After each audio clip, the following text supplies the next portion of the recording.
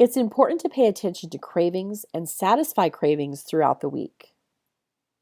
Cravings can be trusted because if you grow up with exposure to many different tastes, textures, and flavors, chances are good that your body will crave variety.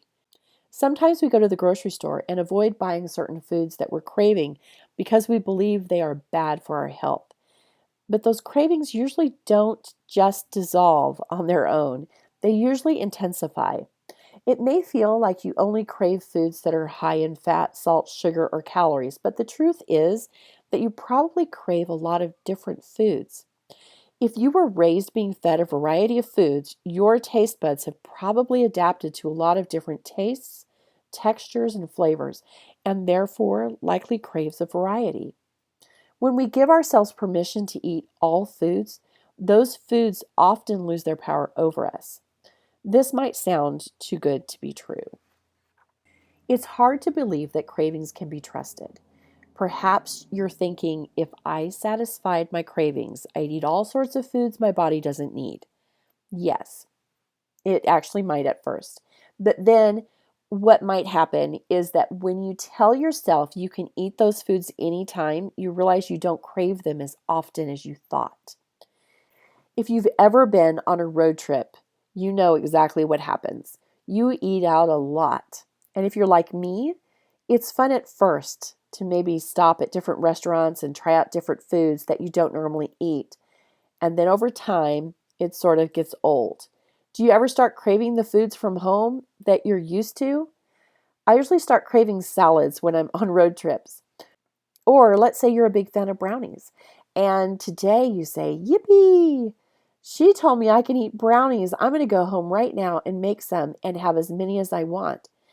You may eat a lot of them at first, but then, maybe after a while, you might get tired of brownies. These two examples may help you realize that your cravings can be trusted, and there may even be some sort of strange psychological factors at play here. When we have full permission to eat the foods we enjoy, the foods may even lose their power over us. Part of giving ourselves full permission to eat the foods we enjoy is to, at the same time, attend to cravings. Ask yourself, why do I want that food right now? Sometimes we only choose to eat a food because it's offered to us and we want to be polite. We may not even feel like eating it. Or sometimes we only eat it because it's free, or other times because we paid for it. But if we take the time to really check in with our cravings and we keep our cupboards well stocked, then we can make a choice to eat those foods when we crave them. Doesn't food taste so good when we're actually craving it and when we slow down to enjoy it? We eat for all sorts of reasons. Consider two girls, Melanie and Maddie. Melanie and Maddie have the exact same affinity for brownies. They love brownies. They each make a pan of brownies to enjoy. When they come out of the oven and cool, Melanie enjoys 2 brownies. Maddie ends up eating 6. If they both love brownies the same, what are some reasons that Melanie ate 2 and Maddie ate 6? Well, there could be some emotional stuff coming in.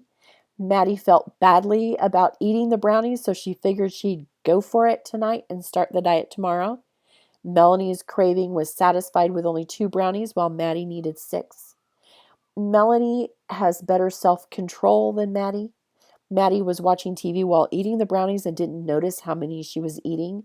See, a wide variety of things could have led to that difference. Restriction, or even thoughts of restriction, makes it hard to tune in to cravings. For example, if I told you today that you could no longer eat ice cream starting tomorrow, what would you eat tonight? Well, of course you would eat ice cream, even though you may not have been craving ice cream originally. Kids are interesting creatures. If left alone, at some meals they will only eat the meat. At some meals, they will only eat the starch, and at other meals, they may only eat the vegetable. Over time, if not pressured and given a variety of foods, they tend to eat a balanced diet. When we ask ourselves what we feel like eating, there may be some days we feel like bacon, other days we feel like broccoli. Have you ever sprinkled some chopped bacon on top of broccoli? Delicious. And another example of thinking gray instead of black and white. When we are stuck in the head game of guilt, it's impossible to notice cravings. I want you to take a moment to consider how you typically respond to your cravings. What foods do you feel out of control around? So think about, what is it that you cannot keep in the house? Because if you did, you'd eat the entire box. What would happen if you gave yourself complete permission to enjoy as much as you wanted of that food? What would happen if you also stayed mindful during the entire eating experience?